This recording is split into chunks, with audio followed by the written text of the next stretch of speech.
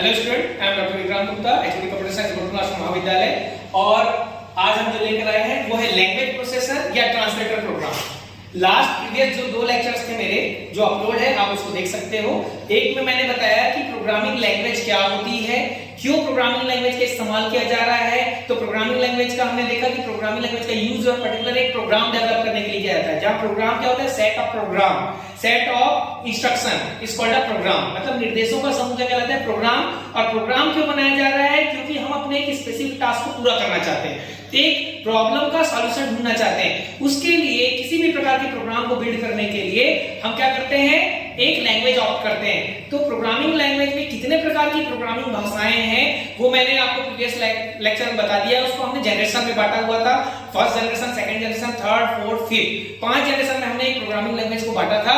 जिसमें पहली जनरेशन की जो भाषा थी वो एक मशीन लैंग्वेज होती है। मशीन लैंग्वेज को हम लोग लो लेवल लैंग्वेज या बाइनरी लैंग्वेज भी कहते हैं। वो 0 और 1 में होता है, जिसको कंप्यूटर डायरेक्टली क्या कर सकता है, समझ सकता है। ठीक है, यहाँ पर हमको किसी भी और अन्य प्रोग्राम या सॉफ्टवेयर की जरूरत नहीं पड़ती है। 0-1 में कोडिंग होती है जिसको कंप्यूटर डायरेक्टली समझ रहा है, इसलिए वहां पर किसी भी प्रकार के लैंग्वेज प्रोसेसर या ट्रांसलेटर प्रोग्राम की आवश्यकता नहीं पड़ती है। लेकिन जो सेकंड जनरेशन लैंग्वेज थी, हमने देखा मिड लेवल लैंग्वेज, जो कि असेंबली लैंग्वेज। असेंबली लैंग्वेज जो होती है वो इंग्लिश स्ट्रक्चर्ड लैंग्वेज में होती है और उसको हम नेमोनिक कोड का इस्तेमाल करके डेवलप करते हैं। ठीक है, तो नेमोनिक, जब भी हम असेंबली भाषा में कोडिंग करते हैं, एक बेसिकली मशीन लैंग्वेज और असेंबली लैंग्वेज का यूज जो है हार्डवेयर प्रोग्रामिंग के लिए किया जाता है, हार्डवेयर प्रोग्रामिंग के लिए। तो वहां पर जब हम मशीन लैंग्वेज की बात कर रहे थे तो किसी और ट्रांसलेटर की जरूरत नहीं पड़ रही थी। लेकिन जैसे ही हम असेंबली लैंग्वेज में आते हैं और नेमोनिक कोड का यूज करके प्रोग्राम बिल्ड करते हैं, तो वहां पर परिस्थिति ऐसी आती है कि कंप्यूटर उसको डायरेक्टली समझ नहीं सकता है। ऐसी स्थिति पर हमको एक ट्रांसलेटर प्रोग्राम की आवश्यकता पड़ती है। उसके बाद हमने देखा हाई लेवल लैंग्वेज, जैसे सी लैंग्वेज है ना, बेसिक है, फोर्ट्रान है, पास्कल है। तो यहाँ पर हमको विभिन्न प्रकार के ट्रांसलेटर प्रोग्राम की आवश्यकता पड़ती है, क्योंकि ये अंग्रेजी भाषा में ही होता है, इंग्लिश स्ट्रक्चर्ड लैंग्वेज में होता है, जो यूजर को समझ सकता है, यूजर उसको कोडिंग कर सकता है एडिटर का यूज करके। लेकिन कंप्यूटर उसको भी नहीं समझ सकता है, डायरेक्टली समझ नहीं सकता है। उसके लिए भी हमको एक ट्रांसलेटर प्रोग्राम की आवश्यकता पड़ती है। जैसे बेसिक की हम बात करें तो उसके लिए एक ट्रांसलेटर प्रोग्राम की आवश्यकता पड़ती है। वैसे ही आपके विजुअल बेसिक, हम जो यूजर फ्रेंडली लैंग्वेज की बात कर रहे थे 4th जनरेशन की, 5th जनरेशन में जब हम C++ या जावा या ऑब्जेक्ट कोबल वगैरह की बात कर रहे थे, तो वहां भी हमको एक ट्रांसलेटर प्रोग्राम की आवश्यकता पड़ रही है। तो जब 2 अलग-अलग यूजर हैं, मान लीजिए हम रियल लाइफ की बात करते हैं और यहाँ पर एक यूजर को अंग्रेजी आती है और दूसरे यूजर को हिंदी आती है, तो अंग्रेजी जानने वाले को हिंदी नहीं आती और हिंदी जानने वाले को अंग्रेजी नहीं आती। तो ऐसी स्थिति में हमको एक ट्रांसलेटर की आवश्यकता पड़ती है, एक इंटरप्रेटर की आवश्यकता पड़ती है, जो अंग्रेजी को हिंदी वाले को और हिंदी वाले का भाषा को समझ करके अंग्रेजी वाले को बात करके बातचीत दोनों में क्या करा सके, विचारों का व्यक्ति करा सके, दोनों में बातचीत स्थापित कर सके, कम्युनिकेशन स्थापित कर सके। तो उसी प्रकार जब एक यूजर कंप्यूटर सिस्टम के साथ कम्युनिकेट करना चाहता है तो उसको भी एक प्रोग्रामिंग भाषा की आवश्यकता पड़ती है। और यदि वो प्रोग्रामिंग भाषा फेमिलियर नहीं है, दोनों एक दूसरे की भाषा नहीं समझते, क्योंकि कंप्यूटर मशीन है और मशीन भाषा को समझता है, यूजर हाई लेवल लैंग्वेज को समझता है, इसलिए ऐसी स्थिति में हमको एक ट्रांसलेटर प्रोग्राम की आवश्यकता पड़ती है। ये ट्रांसलेटर प्रोग्राम ही लैंग्वेज प्रोसेसर भी कहलाता है। अब यहाँ पर हम देख रहे हैं कि यहाँ पर मुख्य रूप से 3 प्रकार के ट्रांसलेटर प्रोग्राम हमारे सामने में मौजूद है। पहला जो होता है वो होता है आपका असेंबलर।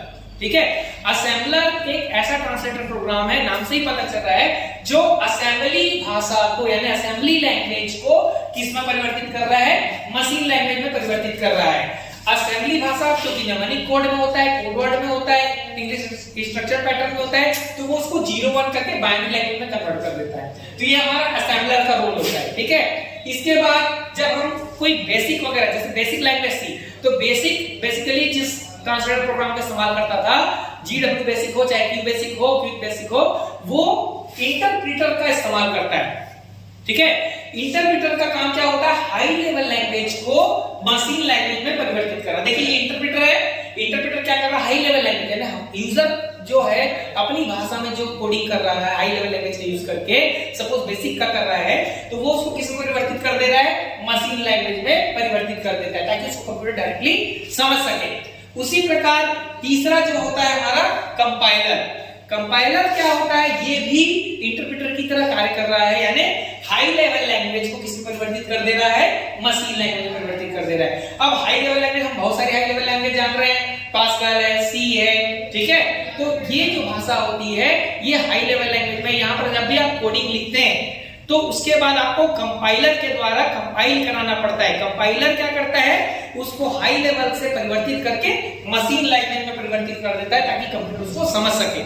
अब यहाँ पर जो बेसिक डिफरेंस आप देख रहे हैं कि इंटरप्रेटर भी वही कर रहा है और कंपाइलर भी वही कर रहा है, लेकिन इसमें कुछ एक बेसिक डिफरेंस ये है कि इंटरप्रेटर हाई लेवल को मशीन में परिवर्तित तो जरूर कर रहा है, लेकिन और कंपाइलर भी वही काम कर रहा है, हाई लेवल को मशीन लैंग्वेज में परिवर्तित कर रहा है। सपोज अगर हम बात करते हैं, अगर आपने 5 लाइन की कोडिंग की है, 22 लाइन का अगर आपने प्रोग्राम बनाया है, तो 5 लाइन में इंटरप्रेटर का रोल अलग होगा और कंपाइलर का रोल अलग होगा। कैसे?